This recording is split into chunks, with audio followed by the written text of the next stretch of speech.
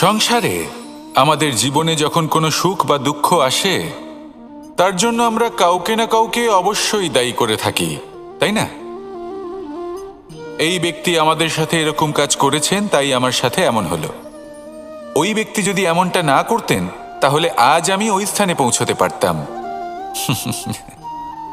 সবই আপনার দৃষ্টিভঙ্গির ওপর নির্ভরশীল, আর যদি আপনার দৃষ্টিভঙ্গি এমন হয় তাহলে তা অনুচিত। সত্যি কথা বলতে এই সংসারে ভিন্ন ভিন্ন ধরনের মানুষ আছে।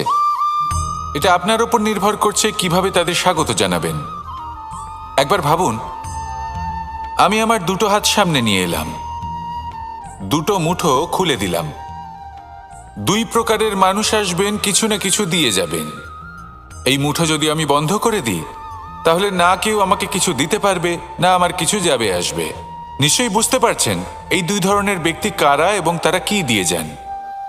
আমি যদি নিজের মুঠো খুলে দিই তাহলে কিছু ভালো মানুষ আসবেন, আমাকে আনন্দ, সন্তুষ্টি, জ্ঞান প্রদান করে যাবেন, ভালো অভিজ্ঞতা দিয়ে যাবেন। কোনো খারাপ ব্যক্তি যদি আসেন তাহলে তিনিও খারাপ অভিজ্ঞতা দেবেন, যার থেকে আমি শিক্ষা লাভ করব। এই সব কিছু আমি লাভ করতে পারি। মুঠো যদি বন্ধ করে রাখি তাহলে আমি কিছুই পাবো না। দেখুন, এই সংসারে প্রত্যেকের জীবনে এইরকম। প্রত্যেকের জীবনে সবকিছুই আছে, ভালো খারাপ দুই মানুষই আছে। ভালো অভিজ্ঞতা আছে, খারাপ অভিজ্ঞতা আছে। নির্ভর করছে আপনার ওপর যে আপনি কি করবেন। এনাদের স্বাগত কিভাবে জানাবেন, কার থেকে কি বুঝবেন, কি শিখতে পারবেন, আর কোন দৃষ্টিভঙ্গি নিয়ে অগ্রসর হবেন। এটাই নির্ধারণ করবে যে আপনার জীবন কেমন হবে।